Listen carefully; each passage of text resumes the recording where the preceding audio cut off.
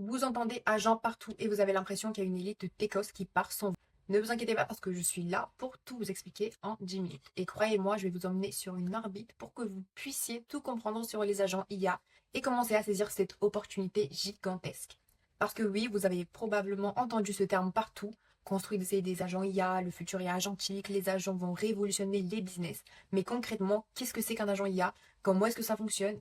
Est-ce que ça vaut vraiment le coup de s'y intéresser ou est-ce que c'est juste du bluff marketing? On va voir tout ça dans cette vidéo. Déjà, on va décomposer tout ça parce que pour comprendre les agents IA, il faut comprendre l'IA dans sa globalité. Déjà, il y avait le premier niveau donc de compréhension, c'est celui de faire des prompts. C'est globalement donc ce que vous connaissez depuis l'arrivée de ChatGPT. Vous posez une question, l'IA répond et c'est tout. Par exemple, vous pouvez demander donc à ChatGPT de vous faire un programme de sport personnalisé et il va le faire. À ce moment-là, il y a une interaction. Le problème, c'est qu'à chaque fois, vous êtes obligé donc d'envoyer ce que vous voulez à l'IA pour avoir une réponse.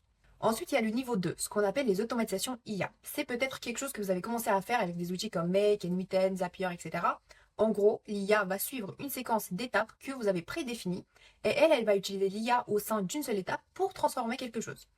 Par exemple, quand je reçois un email, tu vas le résumer, tu vas le traduire en français et ensuite tu vas le rajouter dans mon CRM. Ça, c'est quelque chose qui est assez prévisible puisque l'IA va suivre ce que vous lui avez indiqué de faire.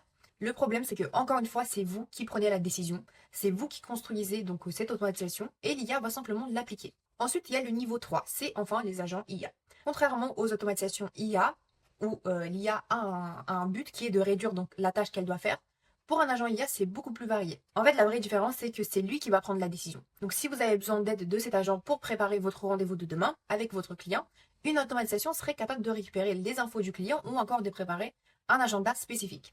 L'agent, lui, il va décider de toutes ces étapes secondaires. Donc, par exemple, il va consulter votre CRM pour extraire donc les informations du client. Il va regarder l'historique des échanges que vous avez eu avec lui. Il va checker votre calendrier pour voir l'heure prévue, etc. Et ensuite, il va vous préparer un brief complet qui va vous envoyer par mail. Donc, c'est ça la différence, c'est que l'agent va décider lui-même du chemin à prendre pour arriver au résultat attendu. Maintenant, c'est important de comprendre comment est-ce qu'on décompose un agent IA. Pour ça, il faut comprendre que pour créer un bon agent IA, il faut 3 ingrédients essentiels. Le premier, donc, c'est le modèle de langage, donc le LLM. Ici, on va retrouver ChatGPT 4, donc, qui appartient à ChatGPT. On va retrouver Claude, Gemini, DeepSeek, Mistral, etc. Bref, tous les modèles de langage dont on entend parler partout. Ensuite, la deuxième chose, donc, c'est les outils. C'est les actions que votre agent peut réaliser. Donc, par exemple, consulter vos emails, consulter votre calendrier, créer un nouvel événement dans votre calendrier, etc. En réalité, sans ces outils, notre agent ne sera qu'un consultant. Mais ici, il va pouvoir réellement effectuer des tâches parce qu'on va le brancher à nos outils favoris. Par exemple, Google Calendar, Gmail, Outlook, etc. Notre CRM, peu importe. Il va pouvoir se connecter justement à tous ces outils pour réaliser les tâches. Et enfin, la dernière chose, c'est la chose la plus importante, ça va être les instructions. Donc les instructions, c'est un peu le manuel d'utilisateur que vous allez donner à votre agent pour qu'il puisse effectuer les tâches. Dans ce manuel d'utilisation, il faut être extrêmement précis sur toutes les tâches et sur toutes les situations. C'est pour ça que j'aime bien donc cette comparaison avec les modèles d'emploi parce que sur un modèle d'emploi, on vous dit quoi faire de A à Z. Si par exemple votre friteuse elle est cassée, on va vous dire quoi faire. On va vous dire également quel mode de cuisson choisir, si vous voulez faire des frites ou des pommes de terre, etc. Eh bien, c'est exactement la même chose avec les agents. Donc au niveau des instructions, il ne faut surtout pas hésiter à être hyper dense et à couvrir tous les cas possibles. Par exemple, s'il y a une situation A et une situation B, on va présenter les deux solutions à notre agent. Comme ça, plus il aura de contexte, ou plus il pourra prendre des bonnes décisions. Maintenant, vous pouvez vous dire, ok, j'ai compris, c'est très clair, etc. Comment est-ce que je peux le construire concrètement? Vous avez donc plusieurs plateformes qui permettent de le faire, mais les plus répandues sont sans doute ceux-là. Donc Make, N8N et principalement N8N, qui est l'un des pionniers donc, sur la création des agents IA comme ça, avec des outils automatisés. Donc vous allez voir au niveau de l'utilisation, c'est d'une simplicité assez folle. Donc la première chose à faire pour construire un agent, c'est de démarrer avec un déclencheur, un trigger. Donc le déclencheur, ça peut être un formulaire qui est rempli, ça peut être un chat qui est démarré, un webhook, donc c'est-à-dire une donnée qui a été reçue d'une autre application. Et une fois que ça a été déclenché, eh bien l'agent va se mettre à travailler. À partir de là, on va pouvoir lui connecter un LLM, donc c'est ce que j'avais dit tout à l'heure. Donc là, on a le choix entre OpenAI ou encore Claude. On peut vraiment choisir celui qu'on veut, hein, il n'y a pas de restriction par rapport à ça. Une fois que c'est fait, on va pouvoir lui brancher plusieurs outils, comme par exemple Google Calendar, Gmail, pour voir les emails, etc. Donc ça se fait extrêmement simplement en quelques clics. Une fois que vous avez fait ça, il va falloir définir les instructions. Donc ici, vous pouvez mettre quelque chose de très détaillé sur la marche à suivre et vous allez pouvoir mettre autant de lignes que vous voulez pour avoir des instructions qui sont hyper précises. N'oubliez pas non plus de faire passer la donnée que vous allez recevoir d'avant et une fois que celle-ci est faite, vous pouvez le déclencher et vous allez voir ce qu'on appelle un output, donc c'est-à-dire la sortie donc, du résultat.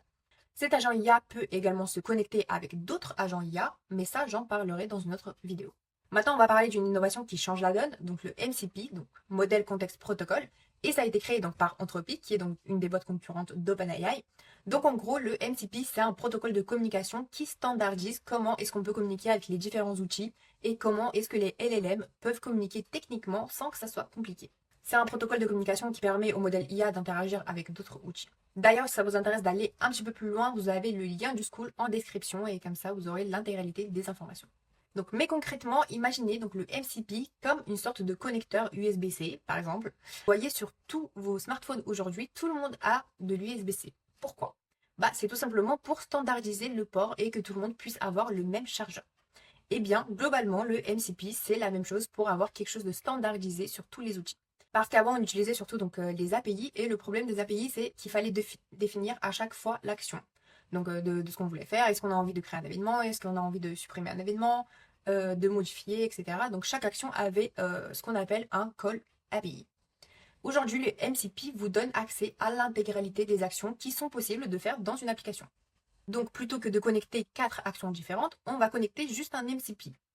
Si vous voulez, vous pouvez tester sur n8n, il y a déjà des interactions natives et ça vous permet donc en un clin d'œil de pouvoir ajouter tous vos outils. Donc maintenant que vous êtes un pro sur les MCP, c'est important de comprendre comment utiliser un agent.